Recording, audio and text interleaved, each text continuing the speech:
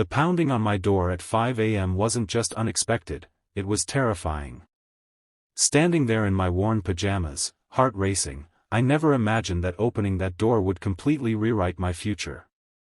If you've ever had a moment that divided your life into before and after, stay with me until the end of this story. I promise what happened next will make you rethink everything you believe about success, relationships, and what truly matters. If this resonates with you, please hit that like button and subscribe to see more life-changing stories like this one. I squinted through the peephole, expecting maybe a neighbor with an emergency or some drunk who'd gotten the wrong apartment. Instead, I saw her, Victoria Reeves, the formidable CEO of Horizon Innovations, the woman whose name made board members tremble, the executive whose heels clicked like timers counting down to someone's firing. My boss. My intimidating, seemingly perfect boss, standing outside my door at dawn, mascara streaked down her face. "Ms. Reeves?" I stammered, pulling the door open. She looked nothing like the woman who commanded our Monday meetings. Her normally immaculate hair hung limp around her shoulders. She wore what looked like yoga pants and an oversized Harvard sweatshirt. Her eyes were red and swollen. "Alex," she said, her voice hoarse. "I'm sorry. I didn't know where else to go. I lived in a modest one-bedroom apartment in a part of town that executives like Victoria Reeves probably couldn't locate on a map. I was a mid-level marketing analyst who'd been at the company for 3 years. We'd spoken maybe a dozen times, always about work, always with her giving instructions and me nodding eagerly. I wasn't even sure how she knew where I lived. "Please," I said, stepping aside. "Come in." My mind raced through possibilities. Was I being fired? Had I made some catastrophic error that required immediate attention? Was the company collapsing? None of these scenarios explained why the CEO would appear at my door looking like she'd been crying for hours. Victoria stepped inside, her eyes scanning my small living space, the second-hand furniture, the stack of marketing books on my coffee table, the half-finished mug of tea from the night before. I suddenly felt embarrassed by the modesty of my life compared to what I imagined was her penthouse existence. "I'm sorry about the mess," I said automatically. She shook her head. "It's not a mess. It's a home." Her voice cracked on the last word. I gestured toward my couch. "Would you like to sit? Can I get you something? Water? Coffee? It's early, but I can make some." "Coffee would be wonderful," she said, sinking onto my couch. She looked smaller somehow, without her power suits and commanding presence. As I moved to the kitchen and started the coffee maker, I tried to process what was happening.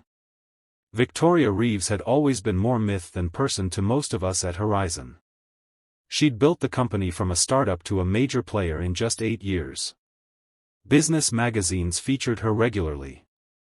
Rumors about her personal life circulated. She was married to a surgeon, they lived in an exclusive neighborhood, they traveled to exotic locations. But the most consistent rumor was about her relentless work ethic and impossibly high standards.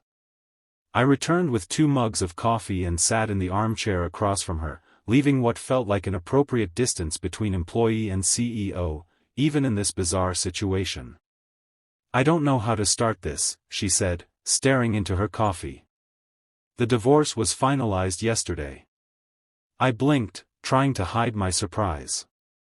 I'd heard whispers about trouble in her marriage, but nothing concrete.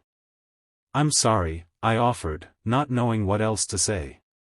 8 years of marriage, ended with a signature, she continued. "He said I was married to the company. That I didn't know how to be a real person anymore." She looked up at me, her eyes searching mine. "And the worst part is, I think he's right." I shifted uncomfortably. This felt too personal, too raw for a workplace relationship, especially one with such a dramatic power imbalance. Yet something in her vulnerability made me want to help. "Ms. Reeves." "Victoria," she corrected. "Please, just Victoria right now." "Victoria," I said, the name feeling strange on my tongue. I'm not sure why you came to me, but I'm happy to listen if that helps. She took a deep breath. I came to you because of something you said in the Henderson pitch meeting 3 months ago. Do you remember? I searched my memory. The Henderson account had been a major potential client. I'd been invited to the pitch meeting to present some market research, a rare opportunity to be in the room with the executive team. I remember the meeting, but I'm not sure what I said that stood out. They asked about our company culture, our values. Everyone gave the usual corporate answers: innovation, excellence, integrity. She set her coffee down. But then you spoke up. You said that what makes Horizon special is that we remember the human element in business. That behind every transaction is a person with hopes and needs. I did remember saying something like that, though I'd worried afterward that it sounded naive or too soft for a business context. It was the most authentic thing anyone said in that meeting, Victoria continued. And I've been thinking about it ever since. Especially last night, sitting alone in my perfect house after signing away my marriage. The sky outside my window was beginning to lighten. The surreal quality of the moment, dawn breaking as my CEO had what appeared to be an existential crisis on my couch, wasn't lost on me. I've spent the last decade building a company that's valued at 9 figures, she said. I have 3 homes. I have a closet full of designer clothes. I have a reputation as one of the toughest executives in the industry. Her voice dropped to almost a whisper. And last night, I couldn't think of a single person to call who knows the real me. The weight of her confession hung in the air between us. I thought about my own life, modest by comparison, but rich in other ways. I had friends who would drop everything if I needed them. I had family who called just to check in. I had colleagues who knew about my passion for photography, my terrible singing voice, my addiction to spicy food. The thing is, Alex, Victoria said, looking directly at me now, I don't think I know the real me anymore either. That moment, her admission, the vulnerability in her eyes, shifted something fundamental between us. Not just our professional relationship, but my understanding of success and what it costs. Can I ask you something? She said. And I need complete honesty, not what you think I want to hear as your boss. I nodded, though anxiety fluttered in my chest. Am I a good leader? The question caught me off guard. Victoria Reeves was objectively successful as a CEO. The company's growth under her leadership was undeniable. But was she a good leader? That was more complicated. You're an effective leader, I said carefully. The company has thrived with you at the helm. She smiled sadly. That's a diplomatic answer. But it's not what I asked. I took a deep breath. You push people to excellence, and that's valuable. But... I hesitated. But, she prompted. But sometimes it feels like the human cost doesn't factor into your equations. People are afraid to make mistakes around you. They admire you, but they don't feel connected to you. I braced myself for her reaction, wondering if I'd just torpedoed my career with my honesty. Instead, she nodded slowly. That's what Mark, my ex-husband, used to say. That I'd forgotten how to connect. She looked around my apartment again. You know, I've never been to an employee's home before. In 8 years as CEO. The admission hung between us, both of us understanding its significance. Why me? I finally asked. Why come here, to my door? Victoria was quiet for a long moment. Because you still see people, not just resources or obstacles. I watched you bring coffee to Janet in accounting when her mother was sick. I saw you stay late to help the new intern with his presentation. You remember birthdays and ask about people's families. She smiled faintly. And you're the only person at Horizon who keeps a photo of their cat on their desk instead of an inspirational quote about success. I laughed despite myself. Mr. Whiskers, my orange tabby, was indeed prominently displayed on my desk. I need to remember how to be a person again, Victoria said. Not just a CEO. And I thought, maybe you could help me. The request was so unexpected, so far outside normal professional boundaries, that I didn't immediately know how to respond. Help the CEO learn to be more human?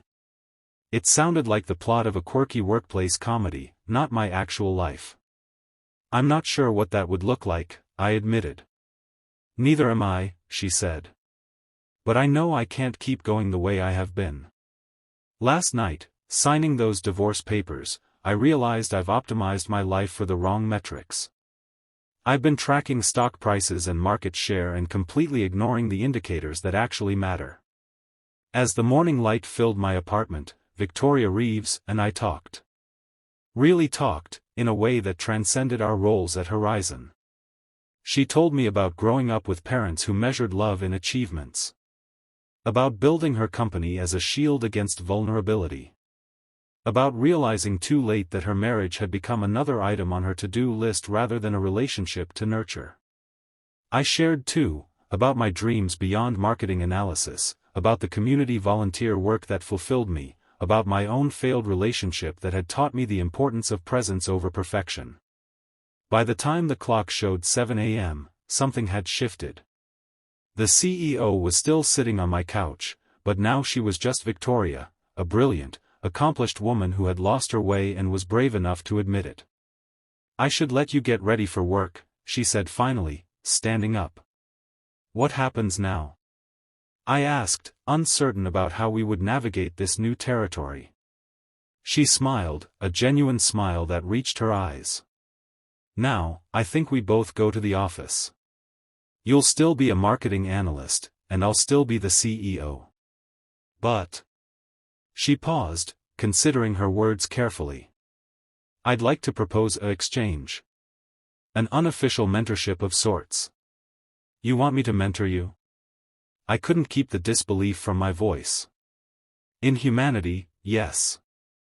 And in return, I can mentor you in strategy and leadership. Because from what I've seen, Alex, you have the potential to be the kind of leader I wish I'd been from the start. That morning changed everything, not just for me, but for Victoria and eventually for Horizon Innovations itself. What began as an unexpected 5 a.m. visit evolved into a friendship that defied corporate hierarchy and transformed both our lives. Over the following months, our unusual mentorship took shape. We established boundaries, of course. At work, our professional relationship remained intact. But twice a week, we met outside the office, sometimes at my apartment, sometimes at a quiet cafe, occasionally while volunteering at the local food bank, Victoria's first experience serving others without a press release involved. I showed Victoria what it meant to build genuine connections. We started small, remembering colleagues' names, asking sincere questions about their lives, acknowledging the human impact of business decisions. I introduced her to my friends, ordinary people with extraordinary hearts who accepted her not as a CEO but simply as Victoria, my somewhat awkward friend who was learning to relax. In return, Victoria opened doors for me I hadn't known existed. She shared insights about business strategy that transformed my understanding of our industry. She invited me to meetings I would never have accessed otherwise, valuing my perspective on both market trends and human impact. She helped me recognize leadership qualities in myself I hadn't acknowledged. The changes at Horizon happened gradually, then suddenly, like the way water shapes stone over time until a breakthrough occurs. Victoria began implementing what she called human-centered leadership. She established more reasonable work hours. She created forums where employees could speak honestly without fear of repercussion. She remembered birthdays and asked about families. 6 months after that dawn visit, Victoria called an all-company meeting. Standing before hundreds of employees, she did something unprecedented. I owe you all an apology, she began. For years, I've led this company with the belief that success was measured solely by growth and profit. I pushed us all, myself included, to sacrifice too much on the altar of achievement. I confused being a strong leader with being an unapproachable one. You could have heard a pin drop in that conference room. Thanks to the courage and wisdom of one of our team members, she continued, not looking at me though I felt the weight of her words, I've learned that true leadership isn't about driving people to excellence through fear. It's about creating an environment where excellence naturally emerges because people feel valued, heard, and connected to something larger than quarterly targets. The transformation wasn't always smooth. Victoria still had moments of reverting to her old leadership style under pressure. I still sometimes felt the imposter syndrome of advising someone so accomplished. But we kept each other accountable, reminding each other of the lessons we were learning together. A year after that first morning, Victoria invited me to dinner at her home, not her showcase penthouse downtown, but a new place she'd bought, a warm, modest house with a garden she was learning to tend herself. I have a proposition for you, she said as we sat on her patio, watching the sunset. I'm creating a new position at Horizon. Chief Culture Officer. The role would focus on ensuring our business decisions align with our human values. On building the kind of workplace community that nurtures both growth and well-being. I set down my glass. That sounds like an important position. It is, she agreed. And I'd like you to take it. The offer took my breath away. It was a massive promotion, a seat at the executive table, an opportunity to shape the company's future in profound ways. This isn't about repaying a debt, Victoria clarified, reading my hesitation. This is about recognizing that you have a gift for seeing the humanity in business, and that gift is exactly what Horizon needs to thrive in the next decade.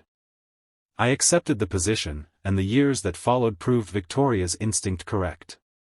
Under our combined leadership, her strategic brilliance now tempered with emotional intelligence, my people-focused approach now strengthened with business acumen, Horizon didn't just grow.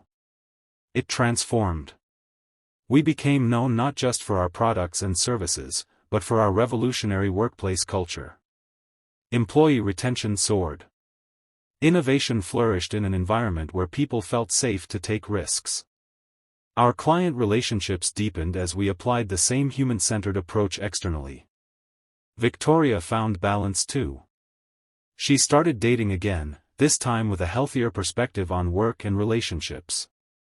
She developed hobbies, cooking, hiking, community theater, that had nothing to do with advancing her career. She built friendships based on genuine connection rather than networking potential. As for me, I discovered leadership abilities I'd never recognized in myself. I found my voice in executive meetings. I developed programs that supported both business goals and human needs. I became known as the heart of Horizon without sacrificing my analytical mind. 5 years after that dawn visit, Victoria and I stood together at a national business conference where Horizon was being recognized as both a market leader and one of the best places to work in America. As we accepted the award together, I thought about how far we'd both come from that morning in my apartment. We did it, Victoria whispered as we left the stage. Did what? I asked. She smiled, the genuine smile that had become her trademark. We proved that humanity and success aren't opposing forces. They're actually the same path. That night, back in my hotel room, I thought about all the twists and turns that had led me to that moment. How a single unexpected knock on my door had cascaded into a complete reinvention of my career, my potential, and my understanding of leadership. I thought about the lesson at the heart of our journey, that true success isn't measured in promotions or profits, but in the lives we touch and the humanity we bring to every interaction.